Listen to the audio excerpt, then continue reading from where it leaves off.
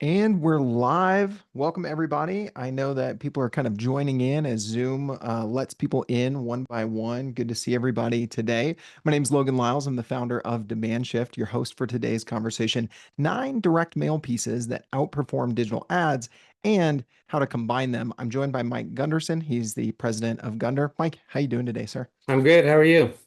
I am doing well. My Broncos lost on Sunday. Your Niners won. So, taking the good with the bad. But I'm excited on this one because we got a lot of engagement talking about, how to do direct mail on our webinar we did about a month ago. And we promised everybody, hey, we'd make this one even more tactical. We look at 9 specific pieces to give people ideas for different campaigns, whether that's reactivation or whether that is product launches, those sorts of things. So we're going to get into those.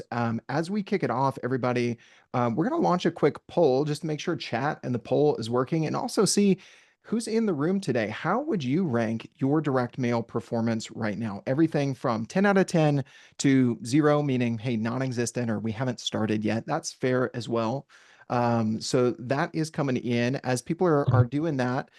Mike, tell people a little bit about yourself and Gunder for context, especially if they didn't join us on last month's session. Yeah, well, I'm Mike Gunderson. I'm the founder and president of Gunder, which is a direct mail marketing agency here in the Bay Area, California. We work with a bunch of great brands, startups, established companies, both on the B2B and B2C side. We have a proven track record of performance. So when we're hired to beat the control, that's what we call it, or a control buster, we beat those packages over 80% of the time by at least a 15% lift. So we're super proud of our creative performance. And I think that's why this is an important presentation because what you're going to see here are creatives that have worked, that have beat Yeah. past packages and have beat digital. So we're excited to show you some of those examples. And then I recently founded Post Reminder, which is a direct response platform that enables prospects to set reminders for your direct mail offers and events. And what's really exciting about that technology is the USPS has recognized that as a technology promotion. And so you can get a 3% discount on your postage when you utilize Post Reminder and 5% on your postage for 2026. So we're super excited. Nice. Yeah, I remember we brought that up for folks live last time, and I was like, "Oh, I didn't even know about that." For folks that want to learn more, go to is postreminder.com. Is Yeah, that right? To check that. postreminder.com. Cool. Absolutely. Awesome. Great stuff. Well, thanks everybody. Looks like we've got folks in the chat. Mike, Sierra, Jeffrey, if I mispronounce your name in the chat, just, hey, correct me, call me out. It's cool. Just don't tell me about the Broncos loss on Sunday. Correct me on name pronunciation or if our audio and video is off, any of that. But um, Broncos cost me my fantasy football game. Sorry, Marie.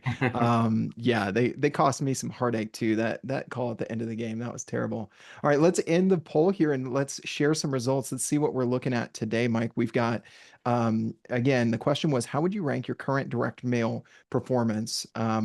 The winning answer, and I use winning in air quotes here, is 38% was 0. So we've got some ways to raise the bar here. Again, we're going to take you through 9 specific mail pieces that beat the control that were effective in different use cases.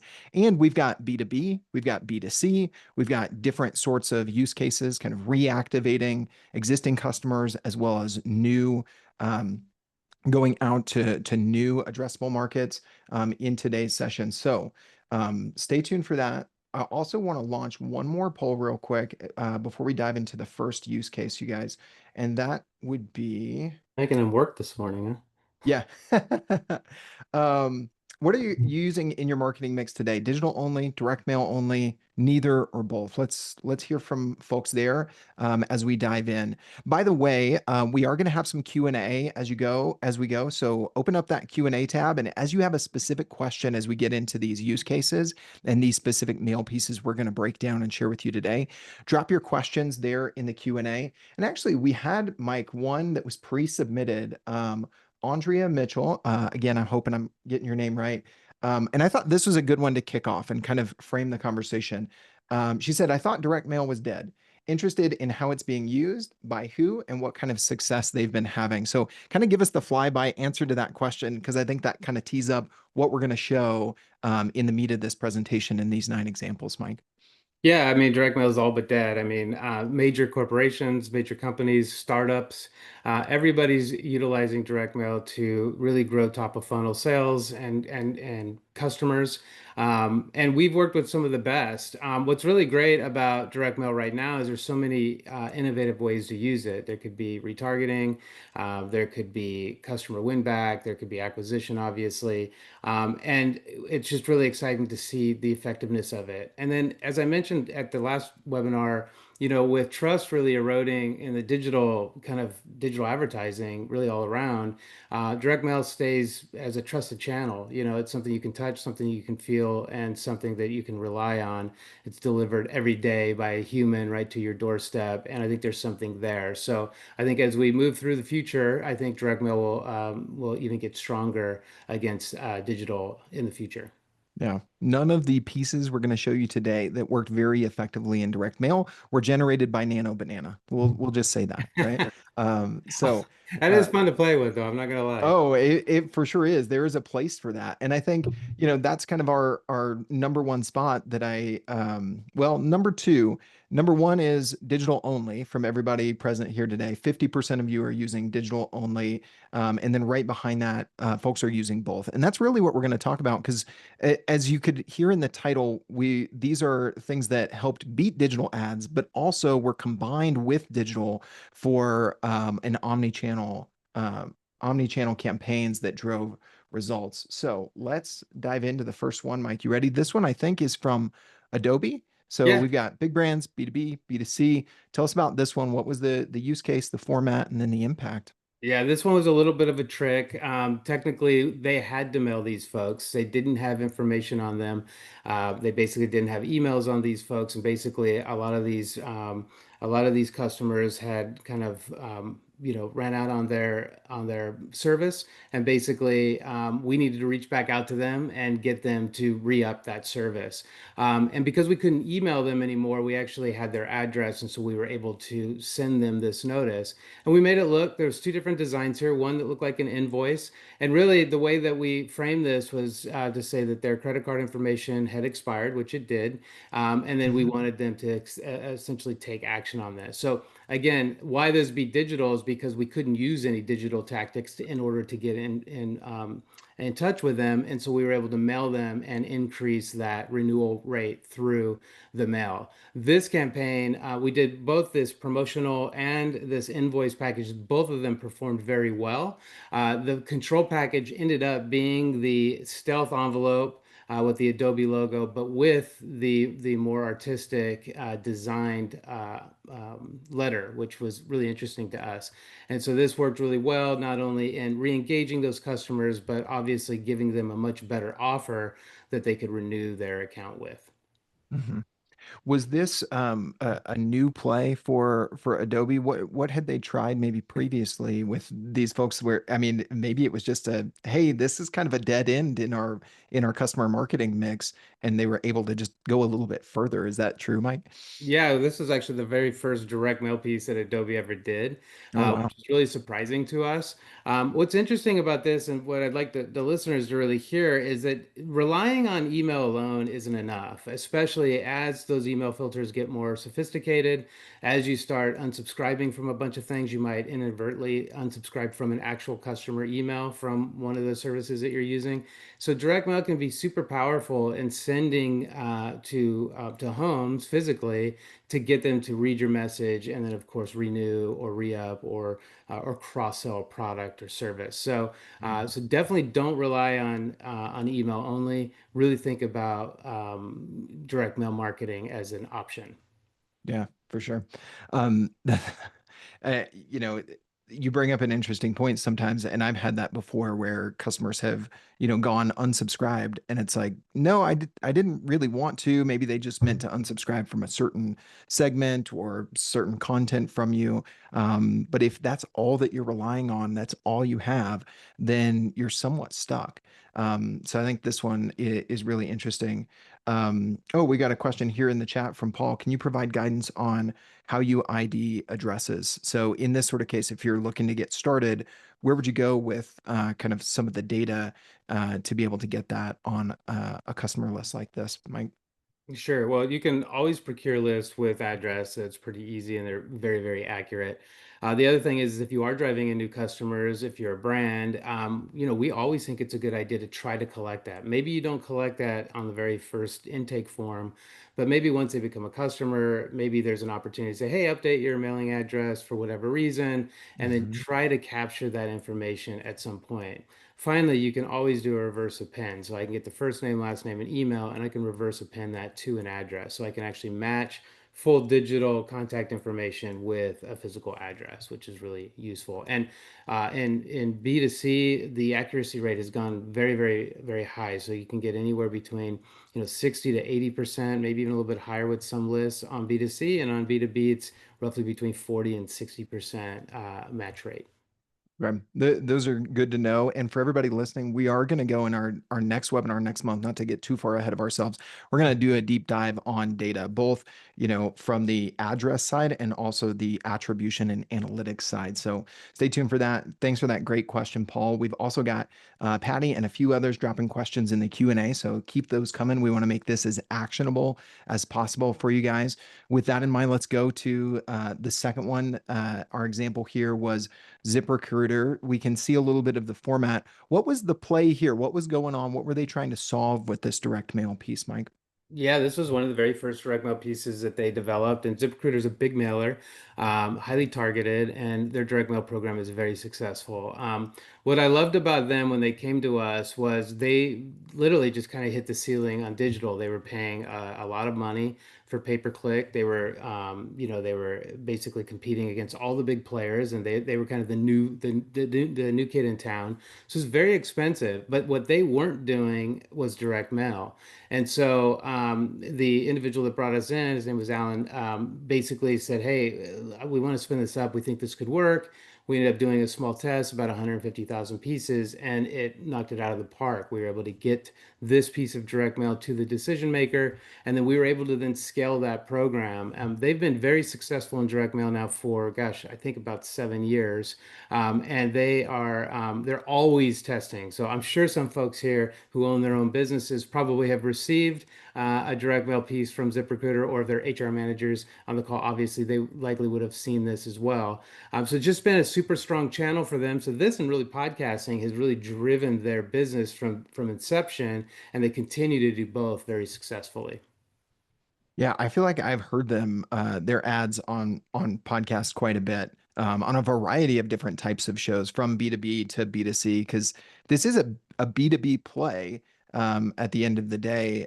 So I thought this one was an interesting call out for those of us who are in marketing, who are in B2B. It'd be interesting to hear in the chat if you guys want to drop just B2B or B2C. Let us know in the chat what sort of marketer you are, or maybe put both if your business has a B2B and a B2C motion. As people are doing that, Mike, anything else you want to call out on this ZipRecruiter example, kind of on the piece?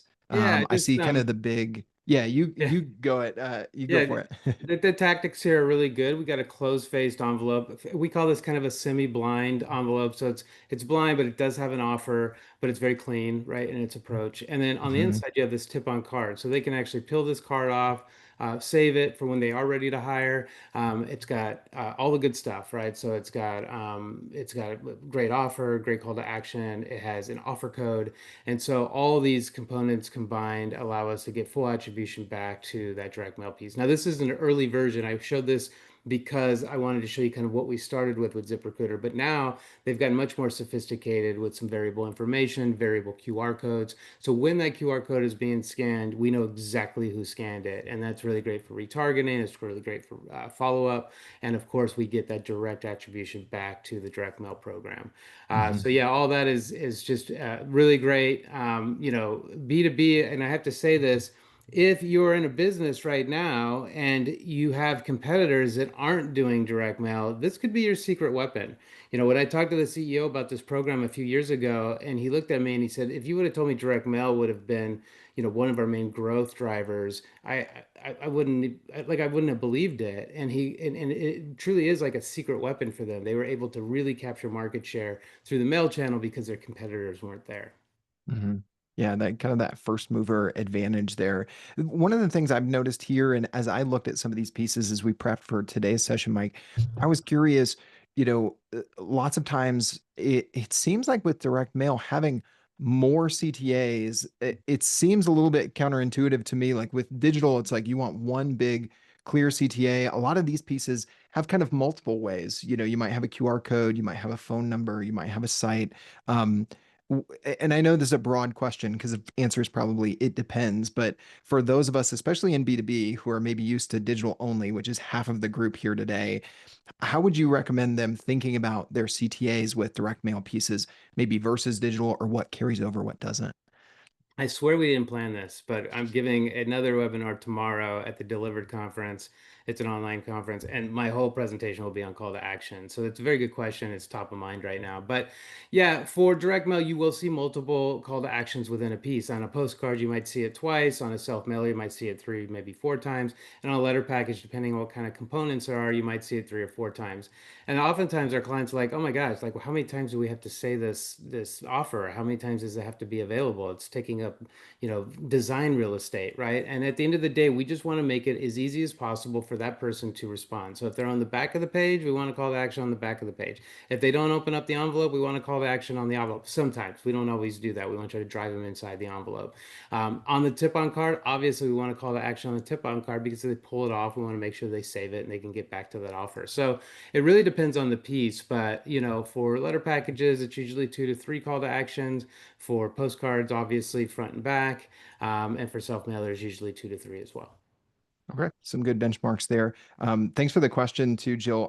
We're working on grabbing that link from the team. Izo, if you're on, or another member of the Gunder team, if you have the link to that webinar tomorrow, let's see if we can drop it in the chat for everybody. If not, everybody, in the follow-up email that you'll get from me with the recording and the deck, we'll include the link to tomorrow's webinar and the one that we're doing next month on analytics. But that one will be highly applicable to this question. So if you don't see that, email me, logan@demandshift.co. If you don't get the follow-up email this afternoon after we're finished up. So some really good stuff. Great questions are still coming in.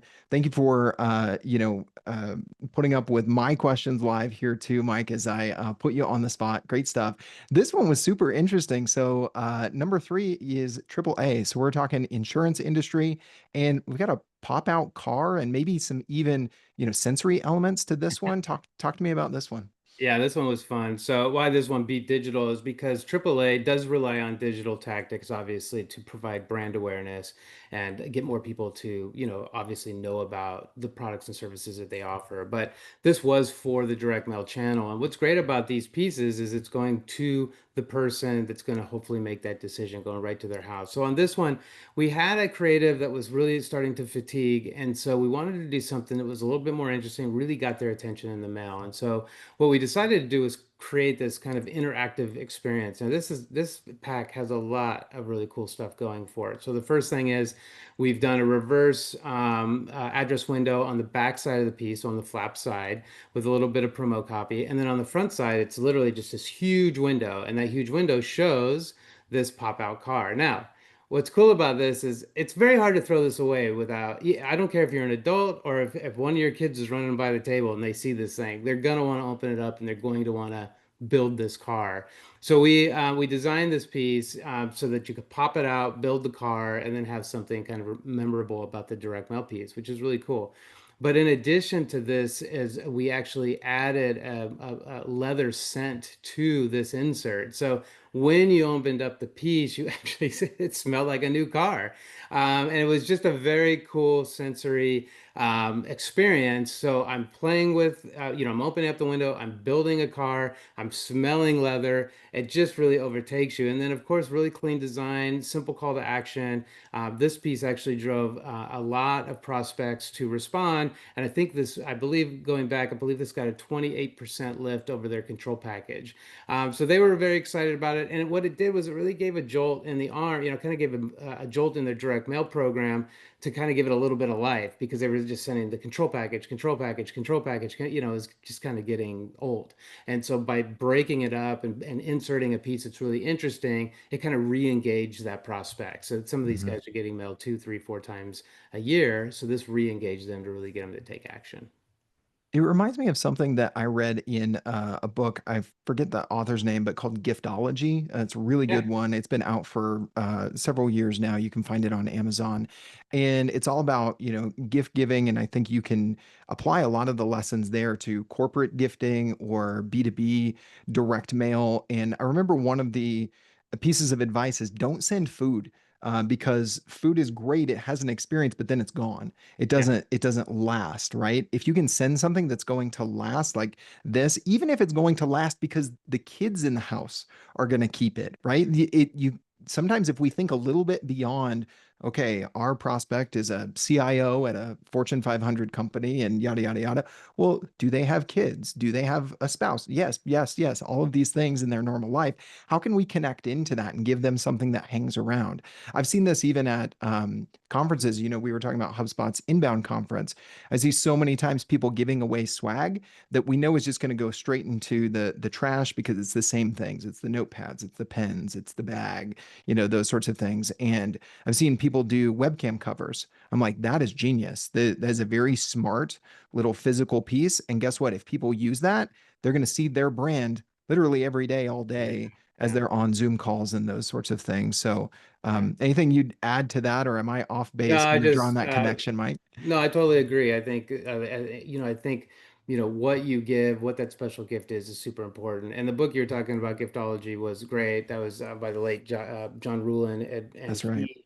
he was pretty amazing. He has essentially built out this model to give out Cutco knives to different prospects for ABM marketing, and it was brilliant and still works today. So yeah, that's a great book. Pick it up. Yeah, absolutely. All right, we got lots of questions coming in here. Leon asked a question, Mike, just what's the cost for a piece like this? Curious if you have kind of ballpark for people to get an idea. Yeah, this piece was a couple years ago. At scale, it all depends on scale, right? So if I'm doing 50,000 of these, this is probably going to be a buck 20 a piece, maybe without postage even. So, but if I'm doing 500,000 of these or a million of these, I can probably drive the cost down on this to, 90 cents, 85 cents. There may be some printers on the call that are maybe rolling their eyes, but at scale, you can definitely negotiate how you can get these produced at mass and be able to get them produced efficiently. Absolutely. Awesome. I just dropped the link to that book. Thanks for that question as well, Jeffrey. All right. Now we've got one in the finance, in the banking space. I know from looking at the registration list, some of y'all are in that space. So, what can we learn from this one? There's a lot going on with this one here in SoFi, from SoFi. So, talk us through this use case. What were they looking to do? Who was the target? And what stands out about this piece, Mike?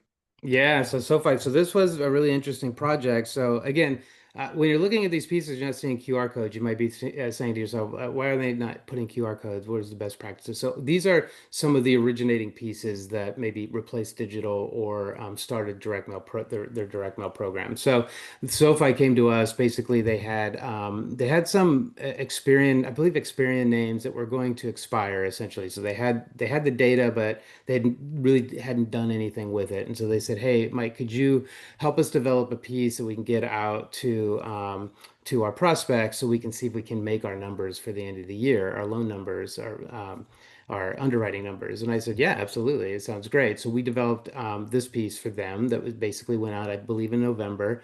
And this single piece ended up accounting for their entire loan volume for that year. I mean, not entire, essentially making up their loan volume and some.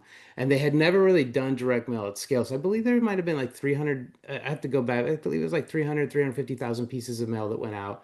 This is for student loans. And this got sent out. I mean, this totally opened their eyes to direct mail. And so this basically kicked off a full-scale direct mail program, first with their student loans, then with their home loans, then with their personal loans. And so we essentially developed the entire direct mail program with their in-house team to essentially scale their program moving forward. And so even now, you'll see SoFi in the mail, and those pieces will still have much of the same DNA that you see here in order to drive those prospects to respond. Now, you'll see here this was a promotional envelope. Much of the envelopes that we did for the student loan were promotional because it was so well targeted, and refinancing student loans is so important to people that have student loans, that this promotional envelope worked really well. But many times what we'll do is a stealth envelope or a blind envelope in order to get that person on the inside.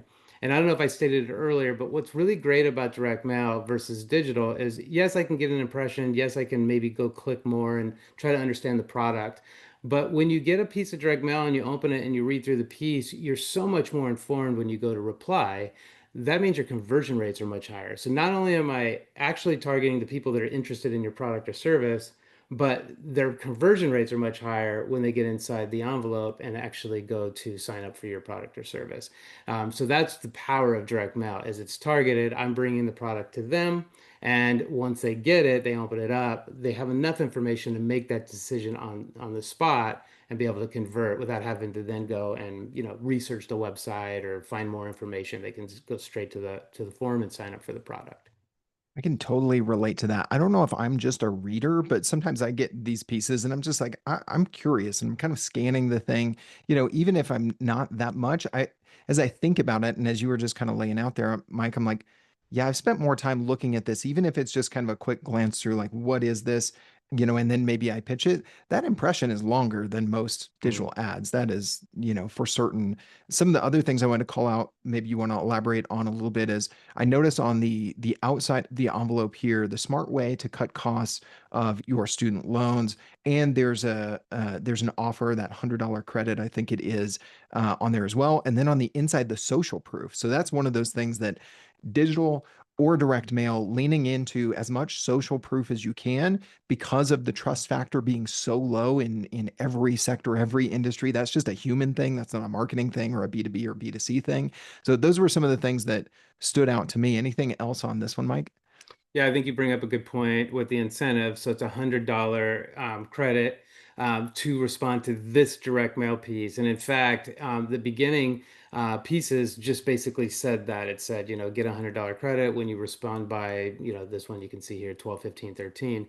As we started to develop this program through the years, we started to be very intentional about, you must respond to this URL to get this $100, so that we can get that full attribution back to the direct mail program. So they wanted to make sure that if you got this $100, it came from the direct mail, and no other offer was an omni-channel. There was no other offer that offered that. So this was to entice them to take advantage of the offer that they received in the mailbox. Okay, very cool. Well, we've got some more questions coming in the Q&A.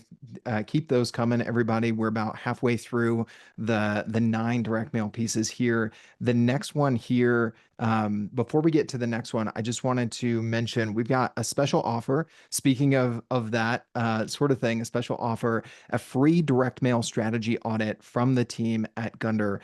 Essentially, what this is, if you scan the QR code, or talking about omni-channel, we'll drop the link in the chat as well. If you do either of those today, you'll have the opportunity to book a call with the Gunder team, and they're going to give you a competitive analysis, see if your top competitors are mailing, what they're mailing, and how much. Like we said, there could be greenfield opportunity for you, but it takes a lot of work to maybe find that out. If you schedule your direct mail strategy audit with the Gunder team, you'll be able to get that competitive analysis done for you.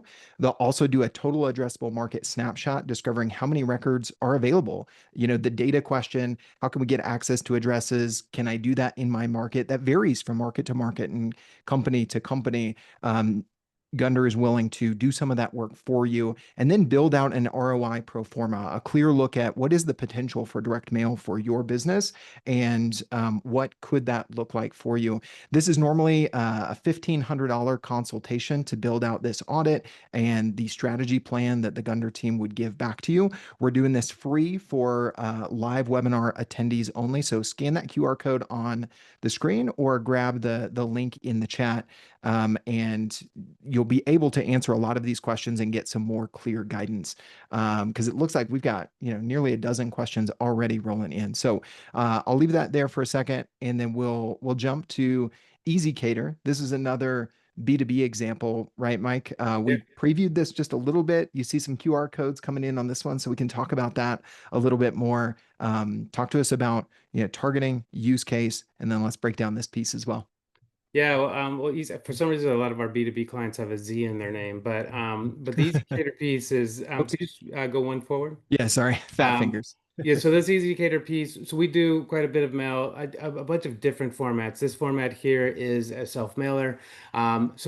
This piece again, it beats digital because it's going to the person making the decision. And so not only is it going to them, but we're targeting a certain company size that makes sense for Easy Cater, right? We want to make sure that they're making money out of these as well, make sure there's an ROI at the end of the day.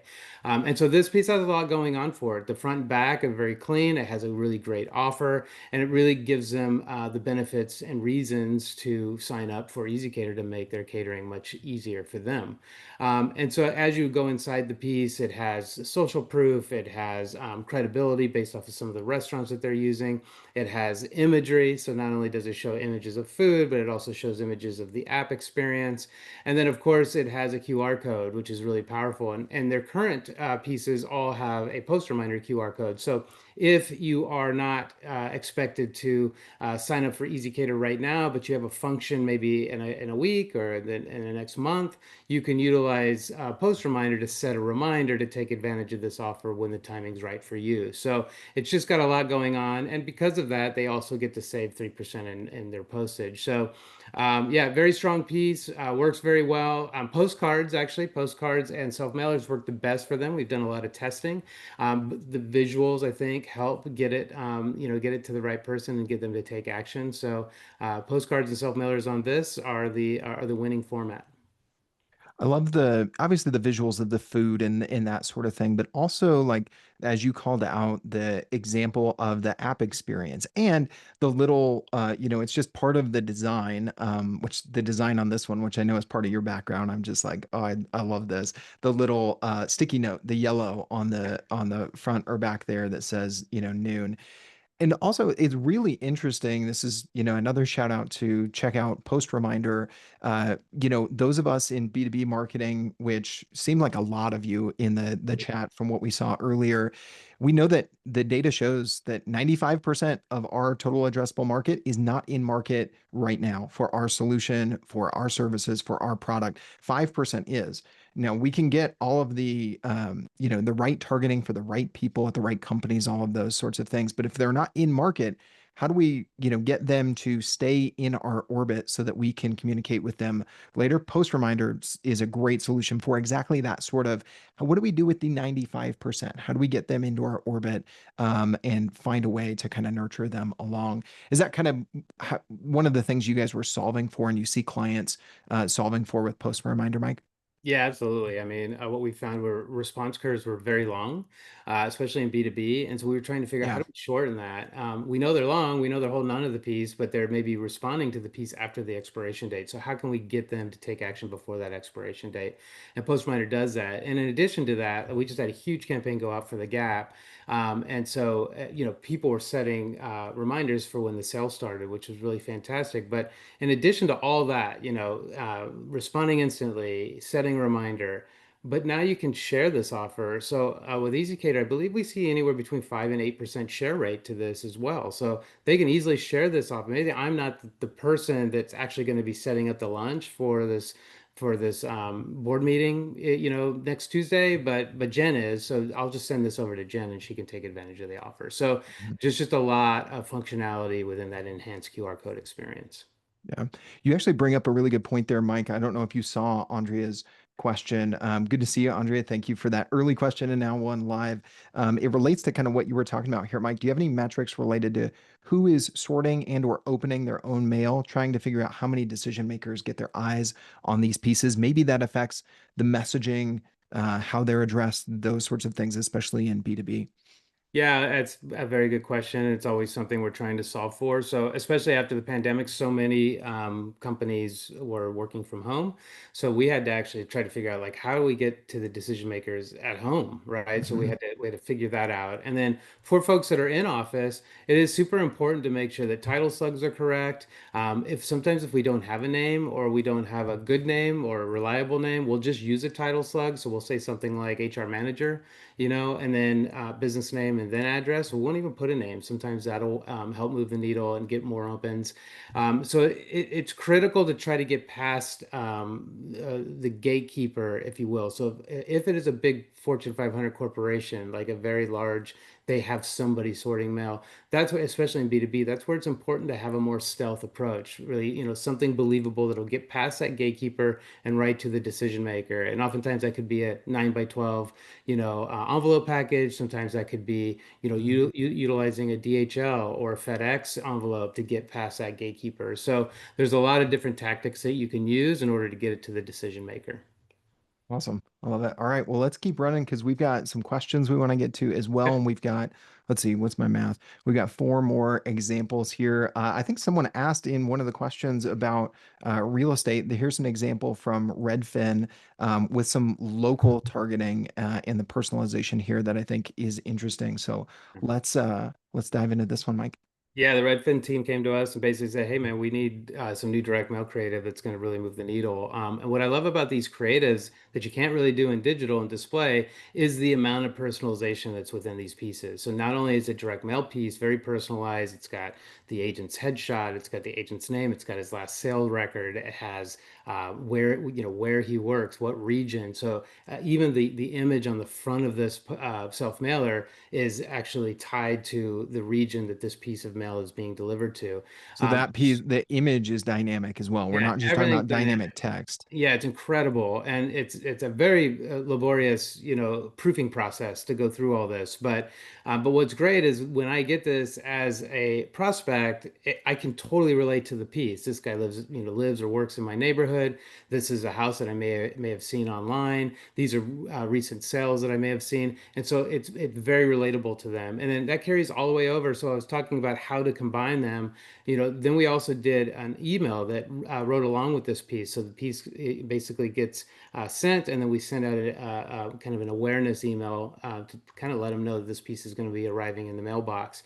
And this has just as much personalization. So the combined effort of these two pieces, using that digital and that print, really makes this powerful because not everybody's going to go right to their mailbox, not everybody's going to look at their email, but the combine of the two of them really starts to provide some awareness around Redfin. So yeah, very successful piece, lots of personalization, a little bit of a barrier to proof, but at the end of the day, very effective.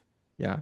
And I think this is a great example of, combining digital and direct mail with that personalization. And then I imagine you have the opportunity, and we're going to dig into more campaign analytics on our webinar again next month, where we're going to bring in one of your team members, Mike, who really, builds dashboards and builds these look back analysis on campaigns. So if you want to dig into that data, stay tuned. We're going to drop an option to get registered for that a little bit later. So after Redfin, let's see who we got next. Amwell. This one's got a lot of visuals as well. So this is healthcare, correct? So we Yeah, got all sorts of industries and examples yeah, here. this Drop in is the chat if you're in healthcare. Let us know. All right, go ahead, Mike. This, Sorry. yeah, so this is telemedicine, and why this works better than digital is because they're actually partnering with these healthcare systems in order to deliver this service to their clients, right? And so you can't do that easily in digital because you need to be able to have that variable information and be able to have that personal touch that you can send to these different patients or clients. And again, because it's physical and it's something that they have affinity to, they work with Intermountain or they've been to Intermountain or they are a patient of Intermountain, they're going to open up this piece of direct mail. And when they do that, they're going to see what is the offer to them. And so that's super powerful. And what's really great about this piece is there's, again, a lot of variables. So they do this for a bunch of different healthcare systems. And then, the logo's variable, the color, the envelope's variable, all the information's variable, the call to actions are. And so you can't really get that level of detail within a digital effort. Now, keep in mind, people aren't searching for this service. They're not going online saying, "Do I have telemedicine for Intermountain?" Like they're likely not doing that. They might be, but they're likely not doing that. So we're bringing the service to them. We're bringing awareness and brand to them versus relying on them to search for it. And so this is a huge one up on your competition to be able to bring your service to the people that are most interested in that service. That's a really good call out here. I've especially for a lot of us in B2B marketing, I think this applies across the aisle between B2B and B2C, if there is one anyway. Um, we've been talking a lot about, we've talked historically about demand generation, and we think about that as basically just lead capture, but demand generation is actually this umbrella where you have demand creation and then you have demand capture. And so many marketing teams are realizing that, hey, all of their budget is spent on demand capture. But again, there's only 5% of the market. That's where your competitors are focused. That's where, the digital budgets keep climbing and climbing, and we see higher cost per click. If you can take some of your budget and dedicate that to demand creation, then you're going to have you know, you're going to be able to win more once those people move from the 95% out of market to the 5% in market, because you've got that brand awareness, that affinity. And one of my other clients, we were doing a webinar recently, and he looked at some of the data. I think it's like 90% of the time when a decision is made in B2B, it goes to someone who was on the consideration list from the beginning of their purchase process, right? This is how you can get on that first list set of consideration and focus more on some of that demand creation. Do you think that's fair to say with this example, Mike? Yeah, 100%. And then just to add to that, brand affinity is so important in direct mail. If I'm mailing a customer list, I'm going to get 3x times the response rate if I'm mailing a prospect list. So even if I'm, say, partnering, so this is Amwell, but I'm offering this service to Intermountain, the Intermountain logo is going to get much more opens from their customer base than if I just send them Amwell and nobody knows who I am. So if you have brand affinity, if you have customer mailings, if you're doing upsell or cross sell, utilize your logo, utilize your brand, and get them inside that envelope because they will open it, especially when it's stealth. They will open it to get inside the envelope and see what's in it for them. Yeah, really great point. Awesome. If you want to drop your question in the Q&A, we're getting pretty full there. So get those in if you want to make sure we are able to get to them in the last 15 minutes or so here. We've got two more to get to, though. Let's talk about Open Door. We've got a fake check. Some people might have mixed feelings about this. You guys have seen kind of the analytics really of what does this sort of play work when it doesn't, all of the ins and outs. So as this one, I was previewing this one, I was like, ooh, I want to hear what Mike has to say about this because we've all seen these and might have mixed reactions, but you guys can tell us, what does the data say about this sort of play? Yeah, well, so what I love about this piece again, what they're trying to do is go out to people and buy homes. Okay, so they want to say, look, we want to buy your house. Now they have models, they understand what's going to be profitable for them, and Okay. they're new to market, right? So at this point, they're brand new. This doesn't work in digital. This is a very close offer to buy your home by a dollar amount, and to get them to pick up a phone, go to a URL, and interact with your brand and see if this is something they want to do. So again, why it beats digital is because of the personalization, being able to get that data, understand that data, and then populate it on a direct mail piece so that it's very relevant to the person reading it is super effective. This piece in particular with the fake check.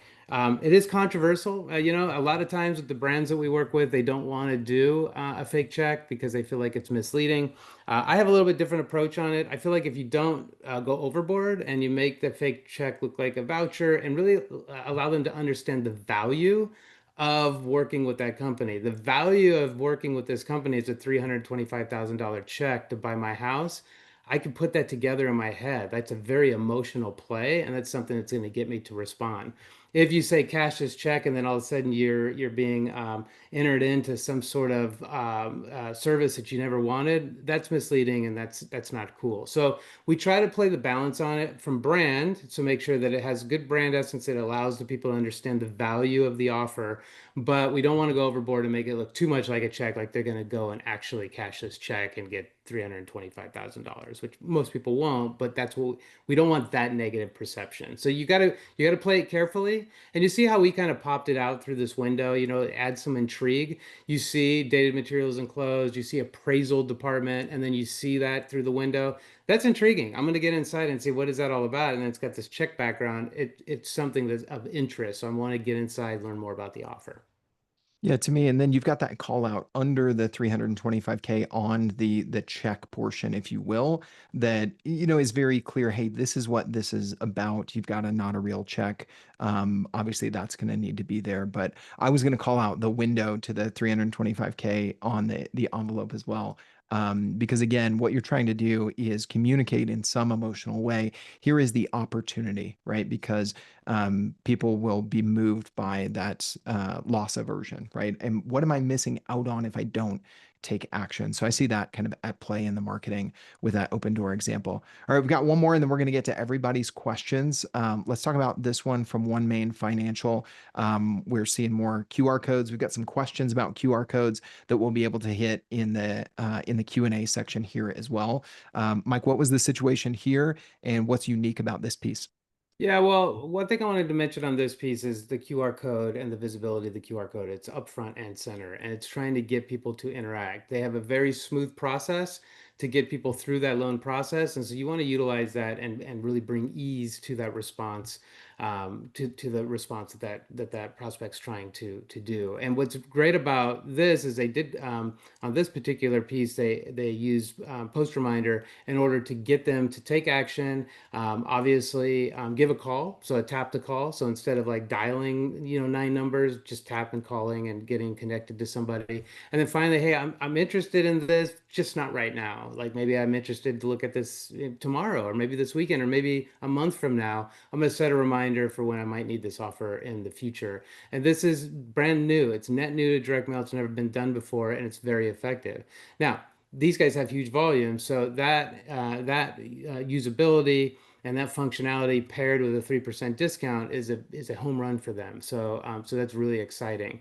The other thing I wanted to point out on this particular piece is you'll notice in all those past letters, very long letters, signatures, the old traditional direct mail letter. And what you're seeing now, and what you'll see more from Gunder if you're working with us, you'll see more kind of flyer layouts. Think of it more of a landing page layout. So more people are used to seeing that kind of layout. And what we've done is we've adapted the design to that. So it might be a little bit quicker headlines and subheads, it might be bullets and icons, it might have more graphical elements to really drive them to take action, but it's not these big long letters that you're reading through anymore. Now, with all that, we tried to test. If you have a control package that has a long letter, we're going to definitely keep it as a control, but then try to test into these other tactics to see if we can get more response out of them. Mhm. Yeah, as we talked about last time, going through your Gunder launch framework, this six step framework to really building and executing your direct mail strategy, that testing, that analysis, and that feedback loop is so important. I like this tie-in to kind of the landing page layout. Also seems like this is a way that you could accelerate your direct mail plus digital use case together is, hey, we're thinking about the design of this landing page. Let's think about the design of the direct mail piece, or at least one version, kind of at the same time to save us some of the work. And like you said, in your case, you want to be testing it versus kind of the old school more text, but it's a way that you can kind of pump that out a little bit more quickly. Yeah. All right. Well, we've got some questions here. Before we do that, I mentioned a couple times we're going to be holding another webinar here in 3 or 4 weeks. The topic is going to be the attribution trap, avoiding these 5 direct mail blind spots. Again, we're going to dive into the data, the analytics, both on the campaign building side as well as the analysis and look back. We're going to bring in a member of the data team from Gunder who has built a lot of client campaign analysis dashboards and walk you through what are the things that should be a part of your dashboard. How could you start with the end in mind so that if you are spending on direct mail or you're thinking about a new campaign or this as a new channel, for many of you who are digital only today, how can you do that setting yourself up for success, for very closely monitoring the results and being able to report on those results. Any marketers in here, concerned right now with, hey, nothing's working, but some things work. We just got to find out what it is. So thank you guys for doing that. Looks like we got a couple dozen who are already going to be joining us for next month. Thanks for that input, everybody. All right. Well, with that in mind, let's jump into some questions. There was actually a pre-question we got as well. So I want to go to You want to that go, and do you want to go to the next slide while we answer the questions? And that way, anybody wants to scan to get the book, they can do that. oh yeah, do you want to talk about this real quick, Mike, as I kind of look through the Oh yeah, questions? absolutely. Yeah, so this is a physical, legit book full of ideas. It's got all kinds of really great design tips in there, response tips. It's got a ton of different visuals that you can start to look at and start to get some really great ideas for your direct mail program. This is our 2025 edition. We are working on currently our 2026 edition. So we will be putting out a notice for the 2026 edition probably later in November. But if you are interested in getting this book today, go ahead and scan that QR code, and we'll get it shipped right to your doorstep. And you can browse all the latest direct mail trends. Yeah. So if you hung on with us for 50 minutes, this is our gift to you guys. And this goes, even further on just this idea of showing you what's possible so that you can get some inspiration for your own campaigns. We want to go to some Q&A here. So we got one from Patrick. I don't think Patrick is with us live. If you're watching the recording, Patrick, this one for you. He said, I'd like to know what's kind of minimum monthly spend or quantity sent out to really get ROI. What's kind of that baseline that people should have in mind as they look at their overall marketing mix, Mike? And I know this depends, but maybe some benchmarks, some qualifying criteria that you can give for folks as they start to think if the direct mail is a new channel for them. Yeah. Well, I think any minimum direct mail that you're sending out could be effective depending on who you're sending it to. So if you have a Okay. customer list and you want to send direct mail to them, it's going to be effective, whether that's 80 people, 800 people, or 8,000 people. If you're looking to do retargeting, so adding a pixel to your website, and if they abandon cart, you can kick off a postcard to them. You don't need huge volumes. That's the beauty of retargeting, is you're only retargeting the folks that you set up rules for. Those are the folks that you're going to be paying for to get that postcard, which is really great. For prospecting, at least for us at the agency, we find that about 150,000 pieces of mail is the right approach. With that, we break it into two different cohorts. So we have 75,000 of each. And within that, we do multivariant testing where we're able to test design, format, perhaps offer, and of course, list sources. So we can do all that with 150,000 pieces of mail, and it's very effective. When it Yeah. comes to CAC, and especially on the B2B side, which is why B2B is so great for direct mail, we do like, in our experience, our customers are most happy if they have an LTV of higher than say $350 to $500. So if they're a loan product, if they're a B2B SaaS company, if they're selling very large items, that 300 to $500 CAC amount or LTV works well for direct mail because there is a bit of an investment when you're doing direct mail. Because of the conversion rate of direct mail, it totally pencils out. But if you're selling widgets of $50 or $30 or $20, it's very, very difficult to make direct mail pencil out. Okay. Well, that's interesting. I thought you were going to say a higher LTV than that because I've seen, LinkedIn ads. I've seen people say, hey, you need a 15K LTV at minimum for really LinkedIn ads to even make sense for you. I would have thought it might be in that similar range. It's really not for direct mail. So that's interesting. If it's a more transactional product, Hmm. we've seen CACs in the 80s, 90s, and Wow. $70. Wow. If it's more of a considered purchase, yes, it can take maybe a couple of direct mailers to get that response, and that could be much more in the 500, thousand, $1,500 range. Yeah, great question from Patty. LTV, we're just talking lifetime value. When you acquire a customer, are they signing up for a $50 a month subscription for a year? Do they stay with you for 3 years? You do that math. That's your LTV. We have a And great calculator, by the way, on gunder.com. So if you go there, we have an ROI calculator. It'll kick out a pro forma, It'll show you the LTV, it'll show you the CAC, and it's very useful if you're considering direct mail because you'll see very quickly whether or not this is going to pencil out for you. Awesome. That's another great resource. Um, let's see. So Patty, thank you for that question in the chat. She also had one in the Q&A. Do you do IP targeting in conjunction with direct mail? So you talked a little bit about retargeting website visitors. How about IP targeting with digital and direct mail as well, Mike? Yeah, that's exactly right. So not only will we do retargeting via digital to a direct mail piece, but we'll do a direct mail piece and then retarget to digital based off of that piece. So we can Mhm. do both where we're actually kicking off retargeting on the digital side, or we can actually kick off direct mail as a retargeting tactic on the digital side. So both can be done. I love it. All right, we got an anonymous question. How do you see direct mail working in the mortgage space versus digital? I know it's saturated, so how can you stand out? We shared a little bit from the Redfin example. Anything else you want to add to that, Mike, for this question? Yeah, depending on how sophisticated you want to get with your data, it can crush your goals. I mean, again, you're relying on essentially bidding against all your competitors when somebody's looking for a loan when they're going to pay per click, and now you're relying on AI. So if you're not in that game, you're going to be hosed there as well. What direct mail can do is bring that offer to the individual, right? So I can actually bring that offer pre-qualified, a pre-approved offer. I can essentially model the risk and I can bring a pre-qualified offer to an individual, have them respond to the piece and get the loan. At the end of the day, get the loan. We don't want to have them pre-qualify for the piece, go through the process and then get denied the loan based off of their credit risk. We want to prep that lead for a really great conversion. And so that's what direct mail does.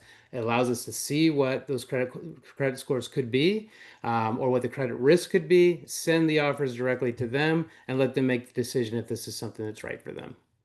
I And love that's it. again where retargeting can be super strong. If they are browsing your website Mhm. for a new loan, but they don't convert, maybe the application was too long, kick off a direct mail package, kick off a letter, kick off a postcard, and get them to re-engage with that website a couple days later. I love it. Awesome. Another question from Marie. Thank you for engaging in the chat and the Q&A, Marie. What type of lift do you have to get in order to beat the control? She's talking about one of the pieces, might be quite expensive, like the AAA example, I think is when this one came in. What is kind of that threshold of actually beating the control as you guys do so much testing across so many campaigns, Mike?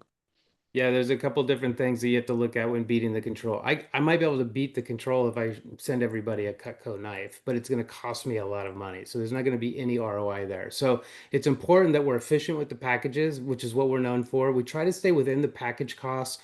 We might have to go a little bit higher. We might even go a little bit lower. So not only do we want to beat the control on response and conversion, but we also want to beat it on CAC. So we can't just go out with a really super expensive package and beat the control. But at the end of the day, that cheaper postcard didn't get as many responses, but ended up driving in a lower CAC. So we want to just make sure that we're not overspending when we're trying to beat the control. Now, most of the clients that we work with, especially established mailers, these big guys, the Wells Fargos, the Union Banks, the guys that are really large, they are establishing those metrics for us. They're saying, look, this new package won't be a new package unless it beats it by X. Typically, it's 15 to 20% lift over the control. That's about where we want to be as well. We want to try to be at least 15% lift over the control in order to say, hey, this has a real shot at beating the control. Then we validate. So, yes, it won. That's great. But let's make sure we validate. Once we validate and it does it again, bam, we got a new control that we can slot in for rotation or completely replace the current control that they're mailing. Yeah, absolutely. I mean, I love that very specific number that you gave and also the caveat that we're staying within a reasonable CAC. And Patty, thanks for that question. So CAC, customer acquisition cost. So we often talk about these as a ratio, CAC to LTV, right? How much does it cost you to acquire a customer? And then what is that customer worth? That ratio is very important to know, not only for direct mail, but any of your marketing mix. Yeah, we also Um, say CPA, so cost per acquisition. Cost per acquisition, you might hear Yeah. as well. Yeah, But now there's awesome. like ROAS. So when we work with our clients, we're really trying to work with their metrics. Like what are they familiar with? And then how can we actually Right. report report back those. So it could be ROAS, it could be application start rate, it could be response. Oftentimes, we love response because that's what we're really responsible for. They love conversions, which kind of is what they're responsible for. So if I drive you to your website and you have a really crappy, intake form, or I drive somebody online, or excuse me, on the phone, and your salesperson's just not that good, it's kind of a bummer because I'm driving good pre-qualified leads, but you're not able to close them. But unfortunately, we get judged on that as well. Those of us in any sort of marketing services can definitely relate. All right, we got time for one or two more questions. Let me know in the chat what was the part of this webinar that stood out to you guys the most. We always want to hear from you live on what was most helpful. What about the format was good that we can do more of, we can double down on. This is an ongoing monthly series between Demand Shift and Gundar. We're going to see many of you in the next one as we look at attribution and analytics. So let me know in the chat. As we round out, I want to get one more question in here from Ben. Here it was. What factors should we consider when deciding stealth envelopes versus promo branded? I had to get to this one because it was super tactical, and this one's been very tactical, looking at very specific pieces today, Mike. Yeah, so the first consideration with any promotional envelope that I tell my team is it well targeted? Is it an amazing offer? And is it a great product? Sometimes is it a well-known brand, right? So if all those are working, and we did a package for Square when they first launched that little dongle, and it was like free credit card reader. It literally was an image of an American Express card going through a credit card reader and an iPhone, and it was on the outside of the envelope, and it crushed because it didn't even have words. It just crushed because everybody saw it. The businesses that saw it knew what it was and wanted it, and it was free. So if it's something that simple, then I think a promotional envelope works all the time. We typically lean towards stealth, especially for new and upcoming brands, because there's no awareness built, right? Right. And although direct mail is the greatest byproduct of direct mail is brand awareness. It's really, unfortunately, if you don't have a well-known brand, product, or service, people may not even really be interested in it. So we want to try to get them inside the envelope with that stealth approach. Then once they're inside the envelope, we can have a nice headline, we can have copy, we can have images, and we can really talk to or speak to, the benefits of this product. As always, test. You have to test. Sometimes we've been completely shocked where maybe a promotional envelope actually outperforms a stealth envelope and vice versa. Um, on average, stealth and blind envelopes work better for a lot of the companies we work with, fintech, financial, B2B, to get past that gatekeeper. But oftentimes in retail or more transactional products, obviously a promotional envelope works well. Awesome. I love it. Great context. Thank you everybody for your questions. We're looking forward to the next session on analytics and attribution. Hopefully you grabbed time for your direct mail strategy audit and that lookbook. If we can't get you a physical copy, we'll get you a digital one. I saw Mike Izo from the Gundar team chime in there. We'll get you guys taken care of, and we will be in your inbox with the recording as well as the deck. If you're watching this on demand, you can check out some of those resources right below the video. Mike, thank you for this, for breaking down these specific examples. So much content these days is just kind of theory. I'm glad we got beyond that today. So thank you for joining me on the mic today. Yeah, thank you. It's awesome. All right. See you, everybody. Bye.